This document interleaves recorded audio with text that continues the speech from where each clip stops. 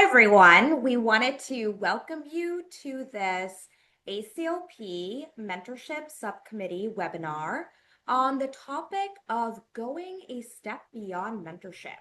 How do we ensure that we have inclusive sponsorship and career advancement in consultation liaison psychiatry? My name is Ashnat Gurney. I am a psychiatrist, assistant professor of psychiatry at Harvard Medical School, and vice chair for faculty enrichment at Mass General Brigham Psychiatry. And I want to turn it over to my co-panelists to go ahead and introduce themselves. Eric, why don't you go ahead? Yeah. So hi, everyone. I'm Eric Lee. I'm the CL psychiatrist over at Brigham and Women's Faulkner Hospital, and I'm the instructor at the Harvard Medical School. And I serve as the associate clerkship site director. And I have also been a co-investigator in a research lab led by Dr. Joji Suzuki, working on some research projects in addiction and CL field as well. I'll go next. My name is Sam Greenstein. I'm an associate professor at the Zucker School of Medicine at Hofstra. I'm a former CL fellowship director at Zucker Hillside and the current residency program director at Lenox Hill Hospital. I will pass it on to Dr. Boland. Hey, yeah, and I'm Bob Boland. I'm the chief of staff at the Menninger Clinic, a hospital in Houston, and I'm a professor and vice chair at the Baylor College of Medicine. And we are hoping that you share a lot of questions in this webinar. You can type them in the chat as we go along. We will hold off on answering questions until we reach the conclusion with our cases, but we'll kick things off by just first talking a little bit about what the difference is between mentorship and sponsorship. Now, I have been a practicing psychiatrist for nearly 14 years, and I have to tell you something important, which is that I don't think I understood the difference between these two entities for many years.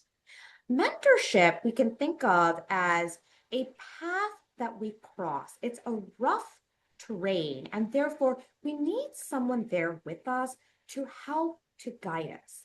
That means a mentor gives you advice, support. They help you navigate that rough terrain, and they build skills and confidence. But sponsorship, it's like taking a bridge to that next city and that exciting destination ahead. Sponsorship is about advocacy, opening doors, people recommending you for opportunities, and really investing practically in your success.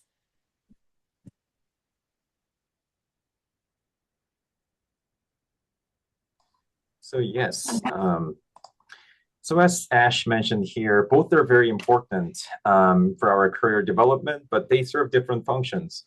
So mentorship is probably the concept you're most familiar with in medicine, but sponsorship is different. Like Ash mentioned, sponsorship involves advocacy is when someone uses their influence, credibility, or position to help create opportunities for another person.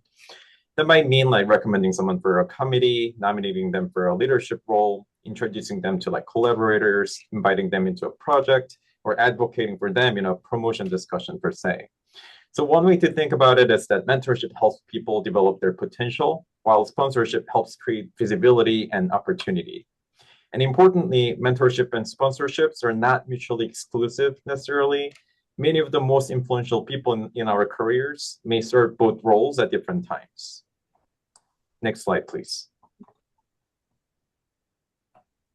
So if sponsorship is important, what actually makes it work? First, there needs to be clarity. Sponsors can advocate most effectively when they understand someone's interests, goals, and aspirations. Second, sponsorship is built on trust. When someone recommends a colleague for an opportunity, they're attaching their own credibility to the recommendation, so reliability and follow-through actually matter. And third, sponsorship is fundamentally relational. It develops through repeated interactions, shared work, and mutual respect over time. And gratitude and acknowledgement are important here as well, because recognizing the people who invest in our development helps strengthen those relationships and contributes to a culture of support. And finally, sponsorship tends to be cyclical. As people advance in their careers, many move from being recipients of sponsorship to becoming sponsors themselves. In that sense, sponsorship is not simply about helping one individual succeed. It's one of the ways our institutions and professional communities identify talent, create opportunities, and develop future leaders. Next slide, please. All right, so I'll now shift us into a case that I think illustrates how mentorship and sponsorship may diverge in real life, particularly for early career psychiatrists in CL setting. And along the way, I'll pause for a few discussion questions that I'll direct to our panelists here. So the first case involves an early career clinician scientist in CL psychiatry who joins faculty at a large academic medical center after fellowship. She's regarded as clinically excellent, highly dependable, and trusted by both psychiatry and medical teams. And during fellowship, she developed a strong interest in research involving neuropsychiatric complications of medical illness, particularly acute brain dysfunction. Although she completed a fellowship research project and remains highly interested in research, she lacks protected time, a clear mentorship structure, and connection to an established research group. Because she is highly valued clinically, she even becomes increasingly relied upon for service responsibilities rather than being developed as an emerging investigator. So I'll now pause here for a first question to Ash. So Ash, I'm curious to hear your thoughts as a mid-career physician and vice chair of faculty enrichment. At this stage, what stands out to you as this clinician's biggest developmental need? Is it mentorship, sponsorship, structure support, or something else? So actually, I really believe here all of these have a role. One of the words that stands out to me in this case is this individual's uncertainty, right? This is someone who wants to translate interest into a sustainable academic trajectory. And they're also in a moment where some social comparison is happening, where they're noticing what peers are doing and how they're advancing. But I think what's still unclear here is whether this is someone who wants to advance in that same way. What we know is that she wants to translate her interest into something that's sustainable. So mentorship could have an important role here in clarifying this individual's values, understanding what they want to do outside of social comparison and what's happening with their peers. Meanwhile, sponsorship could play an important role in helping this individual to potentially gain protected time. We talk a lot about time in academia, and one of the things that I've come to understand in my own career is that time is the one thing in life you inevitably lose and you can't make more of. So I actually think that time is one of the most valuable currencies in a system. And the reality is that sponsors play such a critical role in helping us gain that time. So that connects to this idea of an established concrete structure for this person to gain the autonomy and flexibility that they need to truly have that sustainable academic trajectory. Thank you so much for the insightful response, Ash. So it sounds like it isn't simply a lack of talent or motivation, but rather a lack of structure and connection that this person could benefit from. So going back to the case, let me continue on with the case. So over time, she notices peers with similar interests becoming involved in collaborative projects, publishing early, and gaining visibility through academic networks, while she remains uncertain how to translate her interests into a more sustainable academic trajectory. So she hesitates to reach out because she feels that she does not yet have a fully developed project or clear direction as to where to take her ideas. So I'll pause again for a second question to Sam. As a mid-career physician and residency program director, what helped move you from being interested in a particular path to actually becoming connected to meaningful opportunities in that space? How did your sponsors play a role here? Sure. So I think, and I don't mean to sound cliche, but I'm about to sound pretty cliche. Or I think certainly at the beginning, really at any point in one's career, really recognizing that it's a journey and not a destination. And I think for me personally, I really tried to embrace that concept, that this is going to be a journey. My career is going to be a journey. For those that know me, it's been quite windy at times. But to then maintain passion throughout that journey. I think when you find things that you're passionate about, um, the journey becomes more fun, more meaningful. And then for me in particular, I became passionate about both CL psychiatry and hence my clinical role, but also medical education. And then was able to very nicely blend that. So I personally I sought out more mentors than sponsors. To be perfectly honest, I didn't know the concept of sponsors early in my career, but I was very fortunate and fortuitous that a couple of my mentors in particular became sponsors. I let them know within my institution what I was interested in, what I was passionate about, and through hard work and also opportunity, it kind of dovetailed with each other rather nicely for my own personal growth. And I think that's what I would try to recommend for those that may feel a little more introverted to let people know what you're passionate about, and then hopefully a sponsor will embrace that and go forward. Thank you, Sam, for sharing your experience and offering the insights. This. So let me go back to the case to finish it up before my last question. So during an annual review, this early career psychiatrist expresses her interest in becoming more involved in research. And her supervisor responds positively, but does not connect her to mentors, projects, collaborators, or concrete next steps. So Bob, as a senior physician with both departmental and hospital-wide leadership experience, what might sponsorship have looked like concretely in this situation? Sure.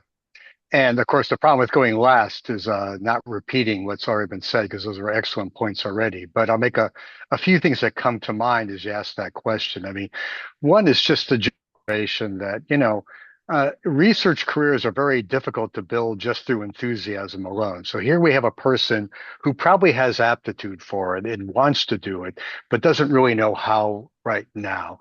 And they're probably hampered a bit by their clinical excellence because that can become a barrier. They're obviously successful clinically, and organizations reward strengths that have already been shown and tend not to look for new things for people to do.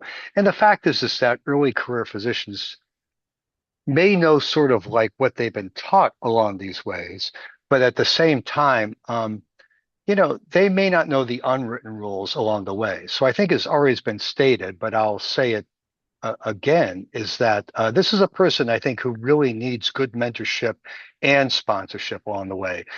First of all, they need help in figuring out how to actually start honing their research interest. And a good mentor can do things like clarify their interests, identify projects, help them understand the grant writing process, navigate promotion expectations, things like that. In a way, it's basically when we talk about the long road that Sam talked about to kind of like get to these, they have to help them map out that road. A sponsor is the one who can then help them kind of actually start them down that road and actually make the road available to them. So where the sponsor comes in, and you're lucky if, like Sam, it's the same person, but it's not always. They're the ones who actually have to make these things happen because they're not going to probably happen just on their own through one's just being like available and interested. And it may be that the supervisor that they're talking with may not have the access to get them what they need. So they need to find people who do. Those are the people who introduce them to productive research groups, recommend them for different projects, include them as co-investigators at times, nominate them for early research awards. Those are the people who have to kind of like, get them past the obstacles that they're going to face along the way. And it's really hard to get started early on, no matter what prior experience you have, without a person doing that for you. So, I mean, I think, that's as a leader thinking through. If you see someone as being a promising researcher, you need to make sure that they actually have both people working for them at the same time. Makes a lot of sense, and thank you so much for the thoughtful response. So I think this case reflects something many early career faculty experience in different ways. Not necessarily a lack of ability or ambition, but uncertainty about how to move from doing good work to becoming visible within a larger professional ecosystem. And I appreciate the insights from our panelists on how sponsorship can help bridge the gap and create opportunities for growth and advancement. With that, I'll hand it over to Sam for the second case discussion. Thanks. So I'm just going to read this through. So in my case, this is essentially more of a mid-career psychiatrist. So Dr. CE is a CL psychiatrist with 9 years of experience. In his early career, he's won 2 teaching awards, has co-authored 12 manuscripts, and has been actively involved in ACLP and APA, presenting at numerous conferences, and has even served as vice chair on 2 different committees. He has what appears to be a stable work-life balance. He's married with 2 children. He's utilized mentors throughout his career who've offered guidance and feedback when he has explicitly asked. But while he's highly regarded in his department, he has not sought out or has been offered any leadership positions. So I'm going to ask, obviously, each of our panelists a question, but first and foremost, does Dr. CE benefit, or would Dr. CE benefit from a sponsor? I'm going to start off with Eric. What are some potential barriers that you can think of that may have caused someone like Dr. CE to not seek sponsorship? Yeah, thank you, Sam, for the question. And I think of the barriers in 3 main buckets. First, many of us may be more comfortable asking for mentorship than sponsorship. Sponsorship can feel higher stakes because it may feel like you're asking someone to put their reputation behind you. And second, there's often a belief that good work will speak for itself. But in reality, like, people may not know what our goals are unless we communicate them. And then there can be also some hesitation about around being explicit about our ambition. For example, saying things like, "I'd like to take on a leadership role," or "I'd like to become more involved nationally," can sometimes feel uncomfortable. But if people don't know what you're interested in, it's difficult for them to like advocate for you and find the right path for you. And third, there are structural barriers as well. Clinical demands, caregiving responsibilities, and limited access to networking opportunities can all make it harder to build relationships with potential sponsors. So I think the challenge is often not a lack of ability or motivation, like we discussed earlier, and it's usually a combination of individual hesitation and systemic factors that can make sponsorship harder to access and seek out. Thanks. And I think that's a great point about comfort level in particular, and thinking about stakes and feeling perhaps that pressure. Ash, let's assume you're colleagues with this person and have roughly maybe the same amount of years experience. What are some ways that you may try to engage this person and just seeing, again, if sponsorship is right for them? Yeah, so when it comes to peers, you're really having those casual conversations about these topics, and you're often aware of what upsets them, what angers them, and what fulfills them, because you're in that space of psychological safety and people are often venting to you really openly and frankly. So it sort of creates this environment where you can be open and honest too. So this is not actually someone that I would really sit down and assess their values. This is actually someone that I would say, "Oh, hey, I heard, so and so is leaving this role. Are you interested? What do you think?" I would actually be super honest and direct about the opportunities that I see coming up and just let them know. Oftentimes we talk about equitable access to opportunities, right? And the importance of listing opportunities publicly. At the same time, sometimes you have insider information. And when you know that those opportunities are going to be public, it makes a lot of sense to just float them with peers and say, "Oh, hey, I heard about X and Y." I think that's great. I think that you're spot on. Bob, as a senior leader, why made this scenario happen? Yeah. And perhaps what assumptions are being made here? And last question, just to make it 3-part and more complicated, what can leadership do in these scenarios to maybe help mitigate this a person from Sure. being quote unquote overlooked? Those are great questions. I mean, yeah, there's a number of assumptions here that I think are actually very common and happen all the time in departments, and people can probably really relate to this case. I mean, this is kind of the good soldier problem. This is a person who's doing their job well. They've done it for a while, and they're filling a need for the department.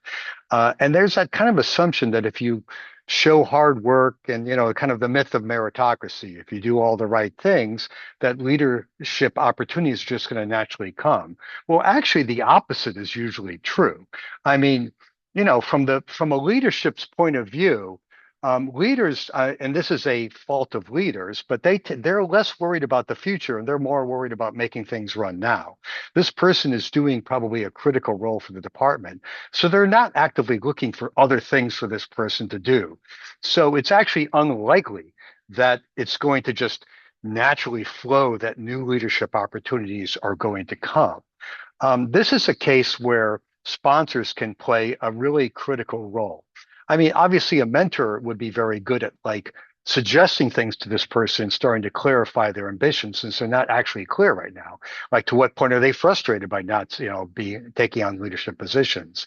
And a mentor can help them think about that. But it's really the sponsor who needs to kind of push leadership, and maybe if they are leaders themselves, you know, uh, bring this into other committees to kind of start suggesting this person for things.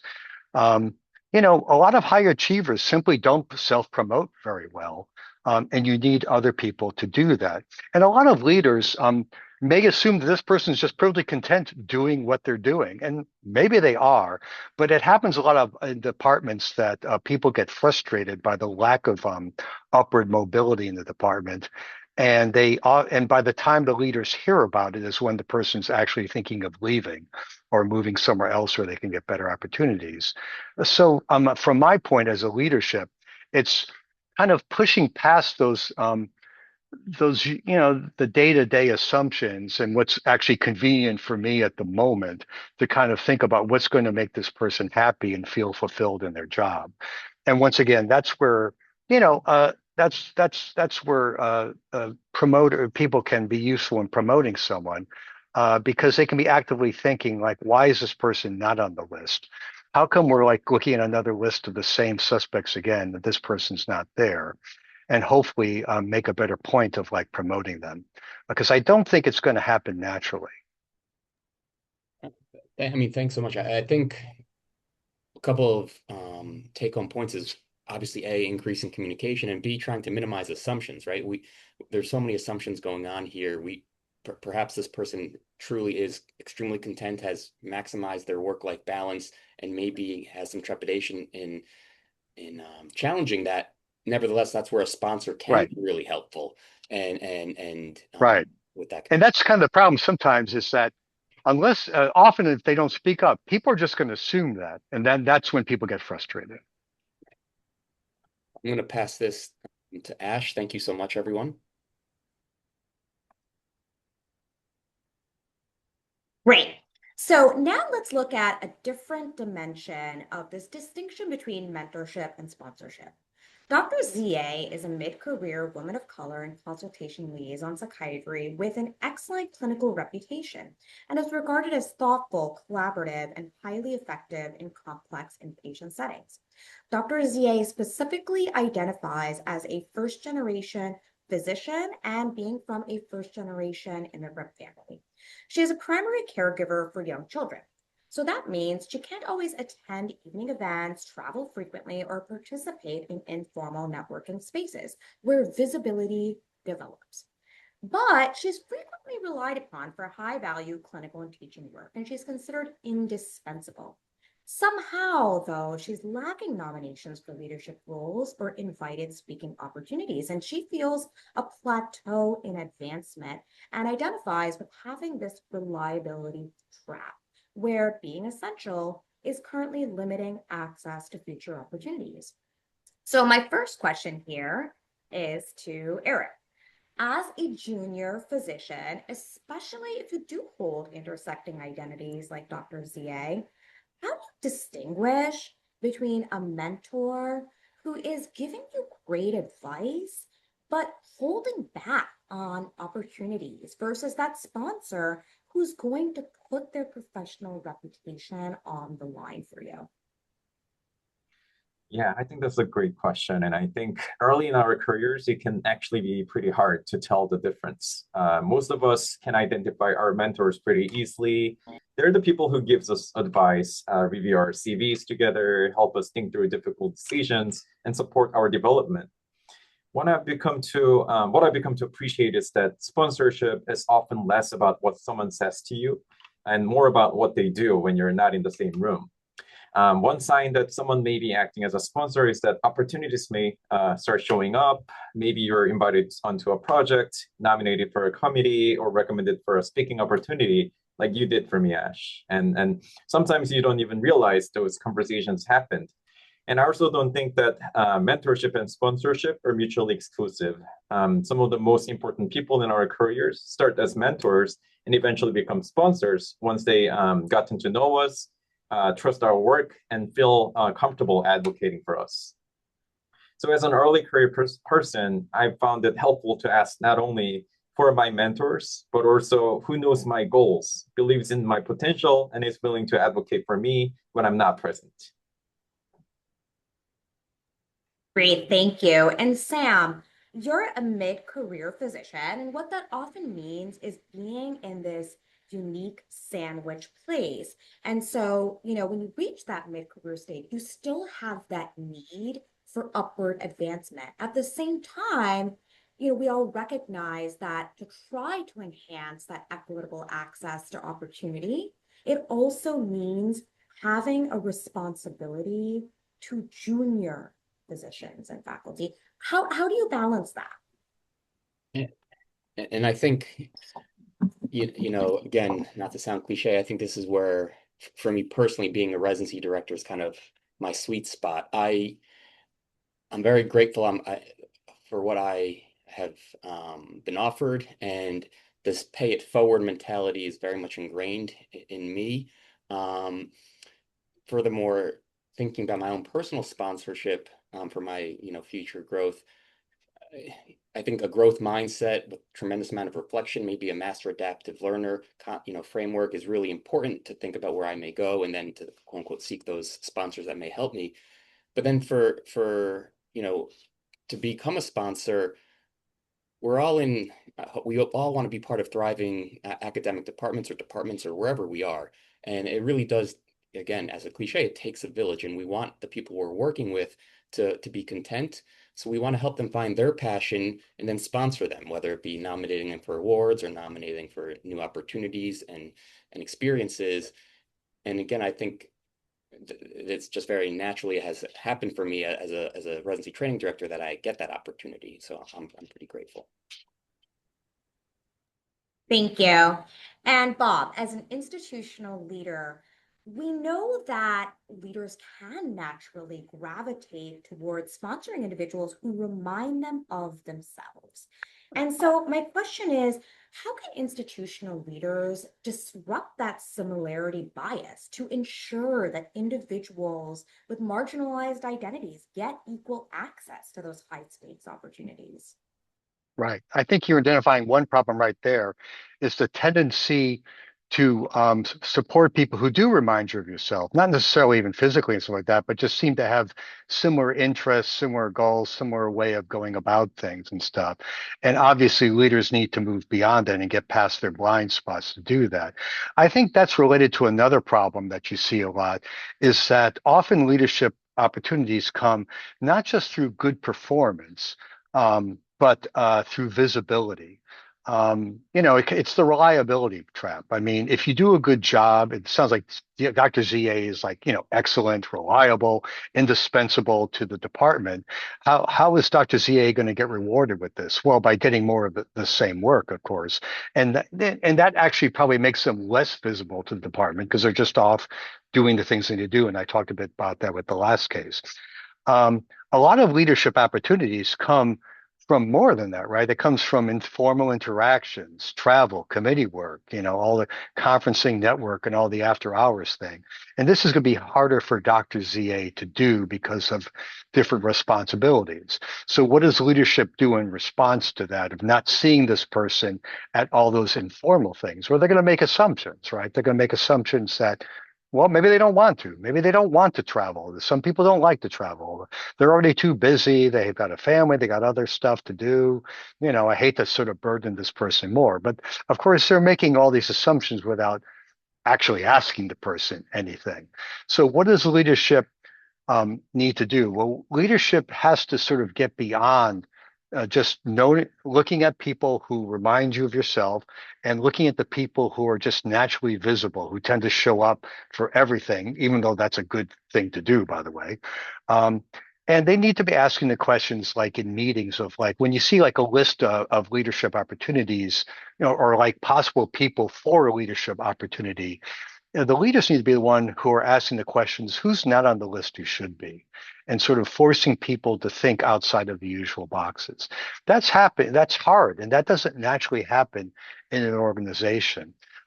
Why should leaders do this? Well, because ultimately a leader's job is to retain the people and to sort of have them feel professionally fulfilled in the department. Otherwise, the department's not going to do well. So that's their motivation for it. And so you should also be auditing people of like, what are they doing and what do they want to do? Mentors can help inform that, by the way, and hopefully the mentor is talking with them about their goals and aspirations. But then they should be feeding it to supporters, including the leaders of the department, who can make those things happen. And ultimately, you have to like ask a person. You can't just make these assumptions. But I think most leaders will find that when they sort of go beyond their sort of natural sort of like comfort zones and stuff and move beyond that, those could be some of the most fulfilling things for them as well, as far as supporting people who wouldn't or otherwise be supported. That's fantastic. Yeah, completely agree. I mean, it sounds like you're highlighting the importance of awareness of implicit bias, but also thinking about how we can implement supports for sponsorship at the interpersonal level Yeah. and also at the structural level, right? Like that concept of like the annual career conference, making sure that questions about sponsorship are embedded like in places like that, because then it adds that structural element. So I'll turn things over to Sam to help us conclude here before we open up the floor for questions. Sure. So again, so what are some of our pearls? What are some of the things we can do individually? And let's pretend we're now the sponsee or the person seeking sponsorship. And I'll make it personal. Ask explicitly for sponsorship. Again, I didn't know that I was doing that many years ago, but I sought out leaders within my department and let them know what my goals were, let them know what my aspirations were. And then try to increase your own professional visibility. Get involved in different committees, get involved in different organizations, different associations, and then as in time start building sponsor relationships. And I think, that's from the sponsee side. Next slide. On the sponsor side, recommend different people for opportunities. Don't take all the credit. Really, try to promote other people getting the credit, share credit, make it explicit, rotate visibility roles, consider having, telling the person, hey, I want you to be the first author of this manuscript or of this poster, or I want you to be the one that's presenting at this workshop, even if it means I'm not there. I think these are opportunities for the sponsee to get the visibility and the recognition that they deserve that can help promote their growth. And then disrupt exclusion patterns. And what does this mean? Sometimes there's maybe a concern of scarcity, that there's just not enough people in the department, and that if and that may lead to maybe perhaps exclusion. And exclusion perhaps of people getting involved. So I would challenge you to disrupt that and disrupt that pattern, and again promote visibility. Next slide. Let's also look at some systems action. If you're running a program or you are in a leadership role, how can you embed sponsorship into structures? Because we know that it is a structure that ultimately enhances equity and inclusion. So first, we have to be having these conversations in career conferences, asking if people are advancing in the way that they want to be. Second, we have to ensure that we have transparent nomination processes. So when jobs come out, it's important that they be sent out publicly so that anyone can apply. We also need to make sure that we have formal sponsorship matching opportunities. So I know of leaders in other systems who have set up these seminars where they'll invite 10 sponsors and 10 sponsees and then ask them to rotate and meet each other.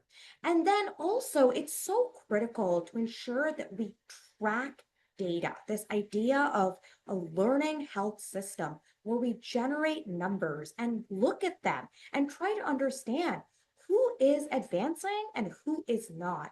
Ultimately, that can help us guide our systems to a culture of sponsorship.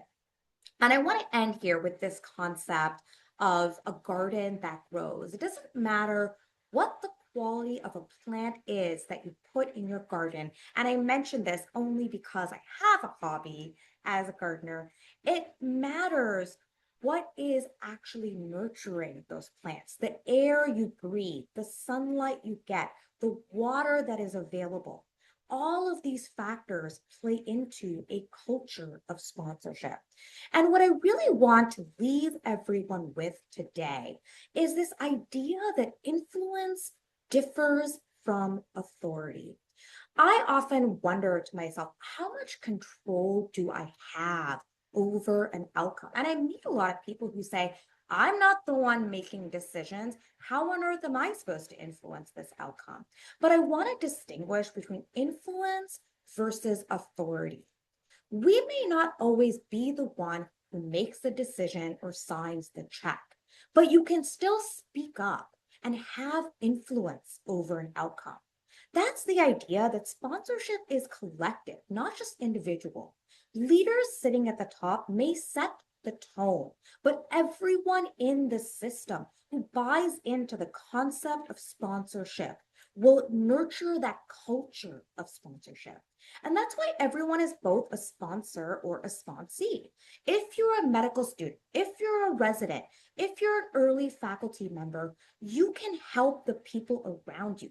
You can nominate them for an award. You can put their name on a paper. You can tell them about the insider information you may have access to. And that's the idea of normalizing advocacy for those who are not in the room. And that's why ultimately everyone can be a leader. Leadership incorporates this idea of allyship, where we think about the person who doesn't always have the voice and we elevate them intentionally.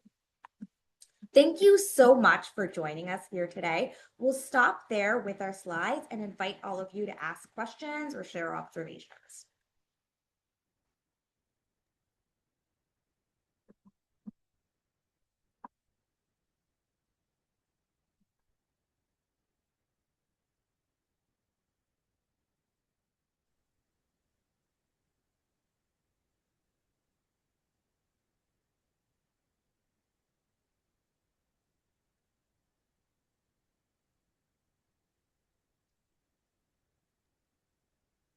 It looks like we have no questions in the Q&A. Wow, we covered it I mean, all. y'all did a great job.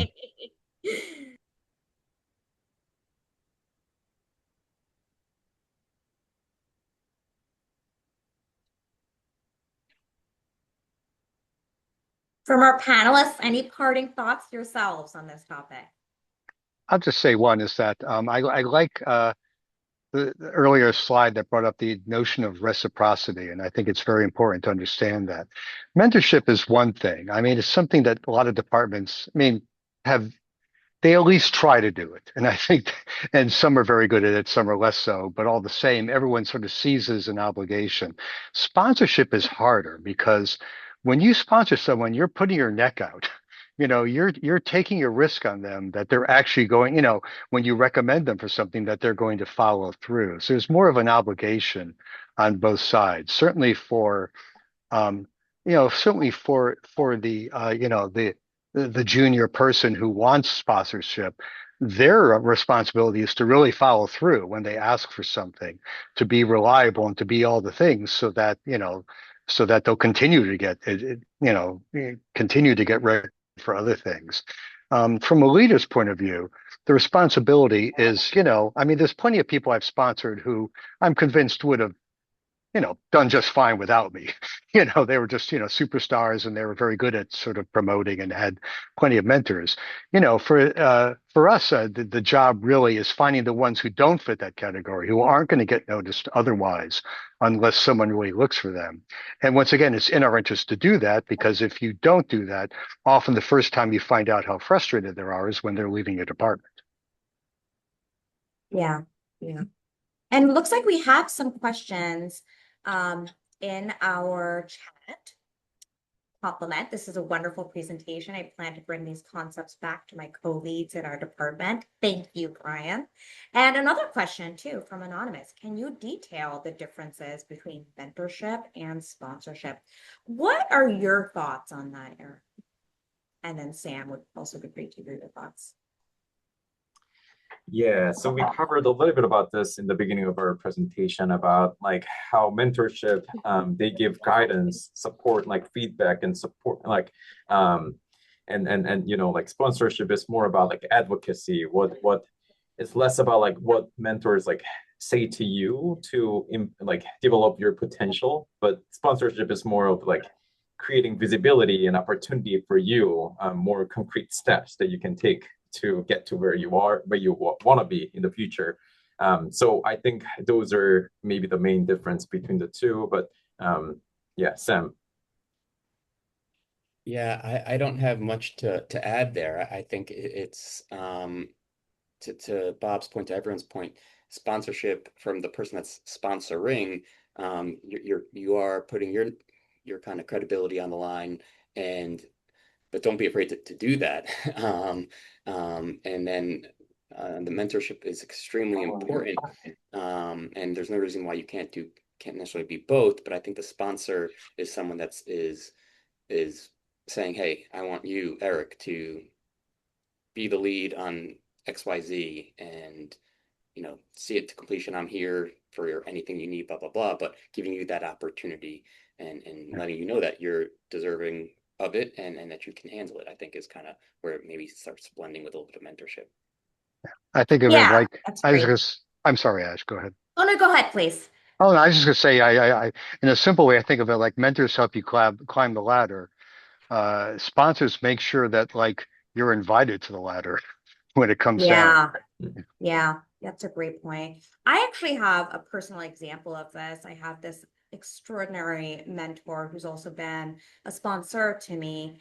And one of the things that she did for me was give me tips on when I'm presenting, how I can improve a presentation. But then the example of the sponsorship was recommending me to present to hospital leaders. So you kind of see the difference there where she helped me refine a presentation, but then she put me in front of key stakeholders to enhance my visibility. So I think that very concrete example builds out exactly what Eric and Sam and Bob are talking about.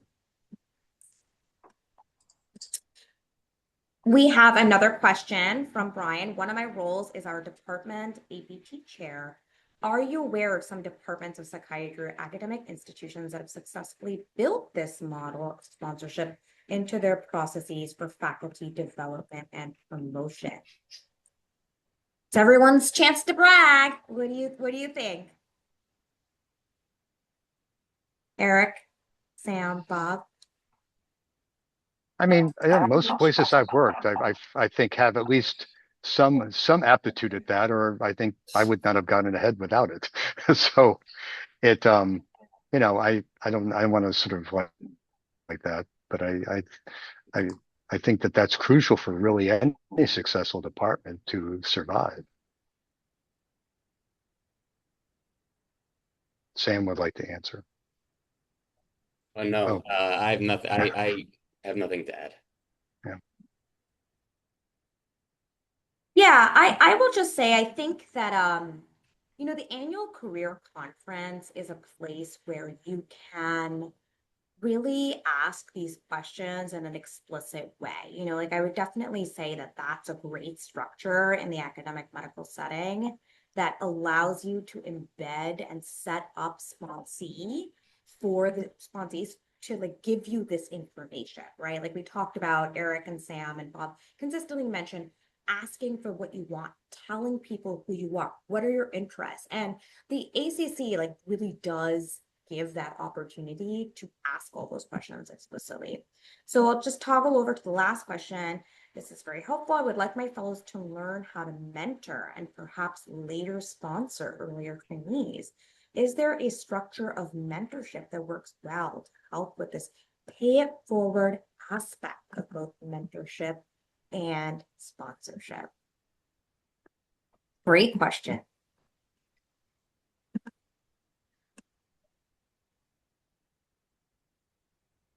I don't have a good answer. I think, essentially thinking again about your fellows, many of them will want to be in a department that hopefully really embraces community, and therefore you want your fellow colleagues to be content and passionate. Again, there's that word. So I think as fellow, on the fellowship side, maybe having a formal didactic about this could be important as a launching pad.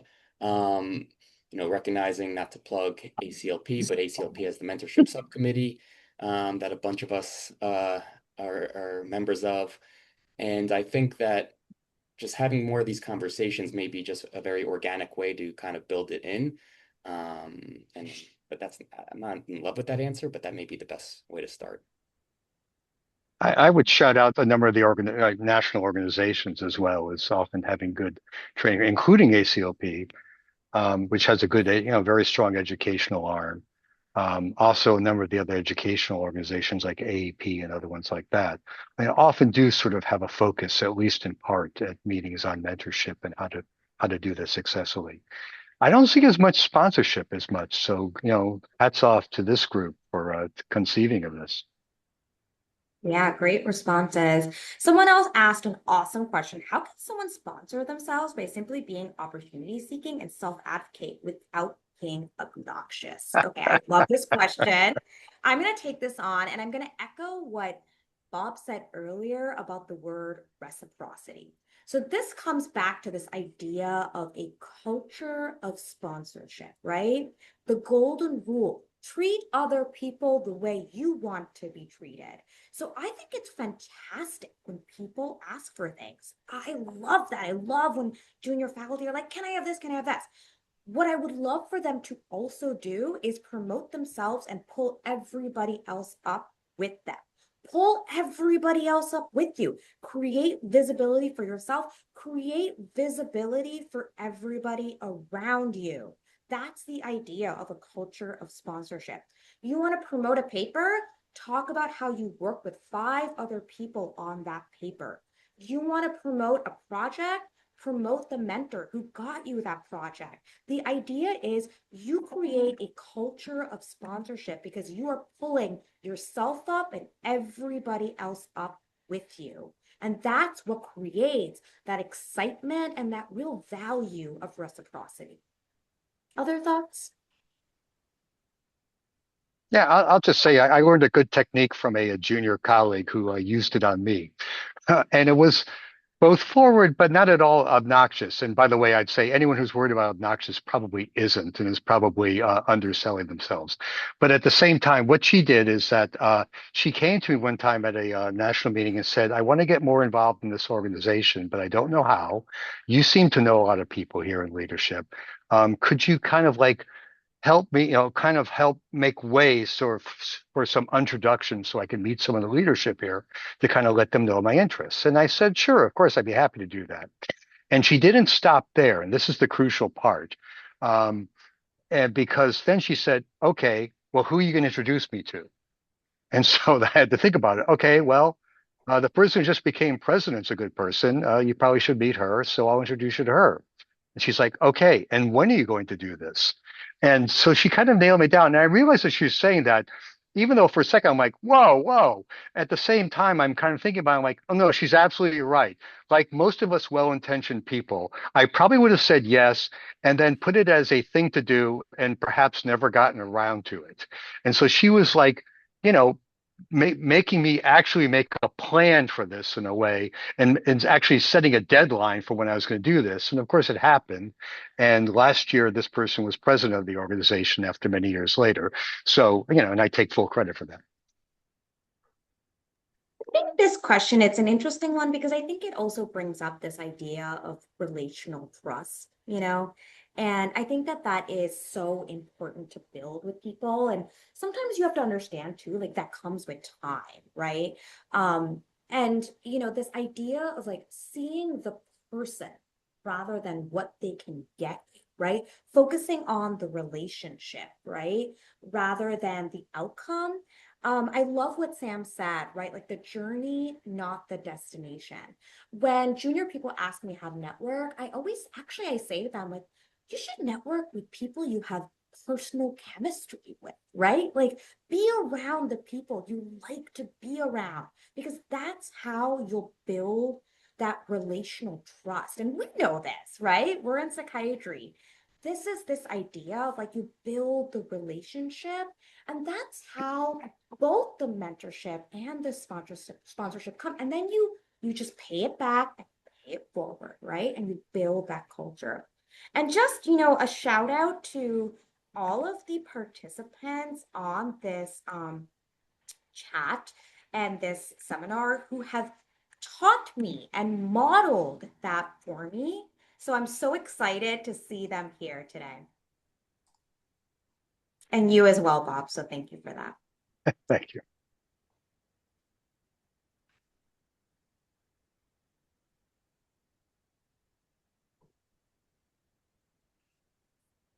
Other questions, thoughts?